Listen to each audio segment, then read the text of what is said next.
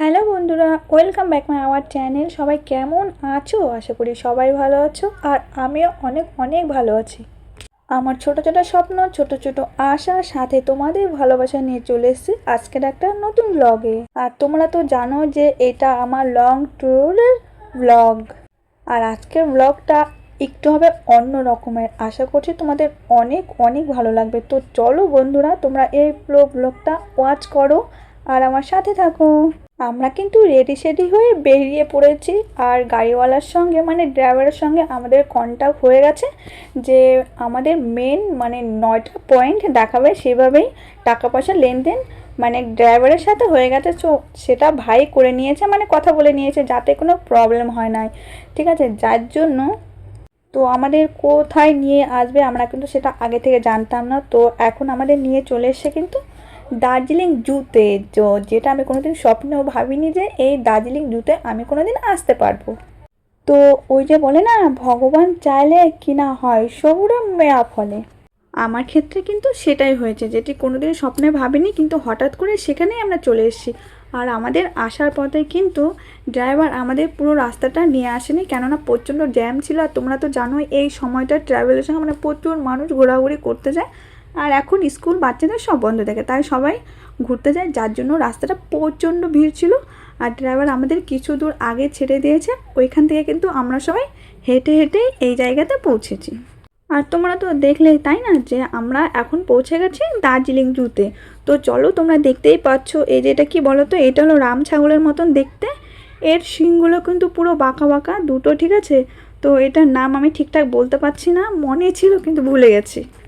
কিন্তু এগুলো কিন্তু প্রায় রাম ছাগলের মতোই শরীরের, মানে বড় বড় লোম, আর গায়ের কালারটা মনে করো একটু মেটো মেটো। তো তোমাদের যদি কারো জানা থাকে যে এই জিনিসটার নাম কি, পশুটার নাম কি, তোমরা কিন্তু অবশ্যই আমাকে কমেন্টে জানিও, ঠিক আছে?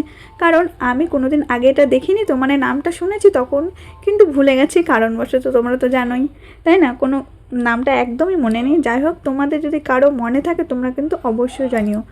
তো তো কিছু দূর কিন্তু এইসব পশুগুলো রাখা আছে, যার জন্য আমাদের কিছু দূর হেঁটে হেঁটেই এগুলো দেখতে হয়।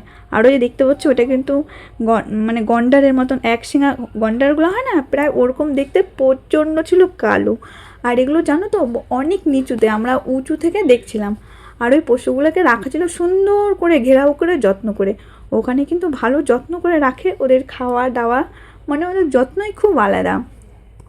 মানে তোমরা বুঝতে তো পারছো আমি তোমাদের কি বলতে চাইছি। আর এখানে রাস্তাগুলো কি বলো তো, উঁচু থেকে নিচুতে নামতে হয়, আবার নিচু থেকে উঁচুতে উঠতে হয়, মানে মনে করো পাগুলো প্রায় ব্যথাই হয়ে যায়।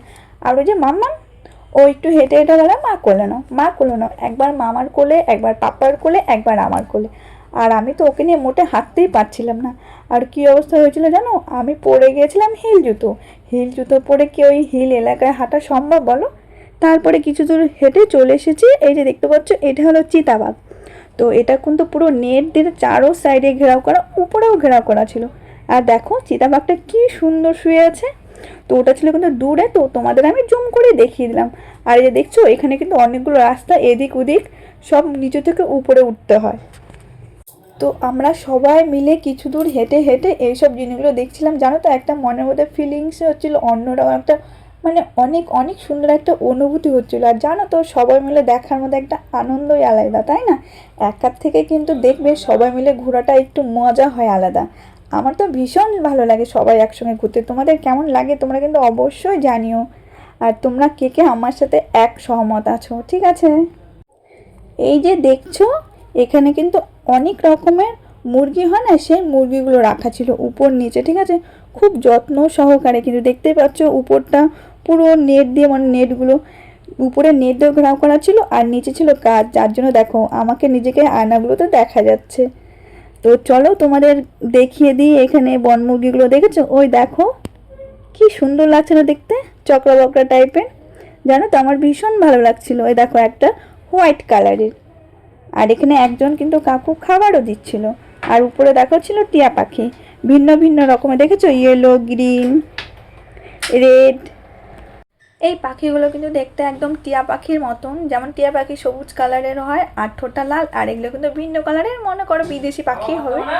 আর এই যে তারপরে দেখছো হোয়াইট কালারের টাইগার, জানো তো এটা কিন্তু অনেকক্ষণ আগ পর্যন্ত এখানে ছিল, কিন্তু আমার নসিবই খারাপ যে তোমাদের অল্পটাই দেখাতে পেলাম, আর দেখো না নিচেই নেমে গেল। যা হোক জানো তো অনেক কষ্ট পেয়েছি। তারপর দেখো কী আর করবো, কিছুক্ষণ ওখানে দাঁড়িয়ে থেকে তারপর ওখান থেকে বেরিয়ে পড়লাম। তো মেজদিরা ওখানে আগে থেকে ছিল, মেজদি বলেছে এতক্ষণ আসলি না, আমি তো পুরো টাইগারটাকে দেখলাম, অনেকক্ষণ বলে ওখানে ছিল দাঁড়িয়ে ঘোরাঘুরি করছিল। আর এদিকে দেখো মাম্মাম একটু হাঁটাহাঁটি করে একটু হেঁটে ওর পা ব্যথা হয়ে গেছে, আবার চড়ে গেছে ওর পাপ্পার কোলে। আবার যখন মন চায় আবার নেমে একটু লাফালাফি করে, একটু নাচানাচি করে, আবার মন হলে আবার সবার কোলে চলে যায়। তারপরে এখান দিয়ে চলে এসেছি দেখো বান্দর, মানে মাংকি। এই মাংকিগুলো কিন্তু অনেক বড় বড় ছিল, এগুলো কিন্তু নেট দিয়ে ঘেরাও করা ছিল। আর জানো তো ছোট ছোট মাংকির বাচ্চাও কিন্তু ছিল। আর এদের গায়ের কালারটা মানে লোমগুলো প্রায় না একটু সাদা সাদা টাইপের হয়ে গেছে। আবার চলে এসেছি আমরা অন্য জায়গাতে, তো এখানে যেতে হলে আমাদের কিছু দূর হাঁটতে হবে। এদিকে চলে এসেছি আমরা রেড পান্ডা দেখতে। তো চলো, দেখছো রেড পান্ডাগুলো কি সুন্দর কি যেন খাচ্ছিল, জানো তো দূরে ছিল ঘাস পাতাই খাচ্ছিল, দেখো কি সুন্দর দেখেছো। গায়ের কালারটা হলো একটু খয়েরি খয়েরি টাইপের, আর চোখের চারো সাইডে জানো তো কালো কালো ছিল। যাই হোক বন্ধুরা, সব দেখার পরে চলো, হাঁপিয়ে গেছে, উঁচু নিচু পা ব্যথা হয়ে গেছে। তো মাম্মাম আর মামামের পাপা এখানে বসে আছে। তো বন্ধুরা ভিডিওটি আর বড় করছি না, তোমাদের যদি সকলের এই ভিডিওটা ভালো লাগে অবশ্যই কিন্তু লাইক কমেন্ট আর তোমাদের বন্ধুদের কাছে একটু বেশি বেশি করে শেয়ার করো। আবার দেখা হচ্ছে নেক্সট ভিডিওতে। সবাই ভালো থেকো, সুস্থ থেকো, নিজের খেয়াল, টাটা বাই।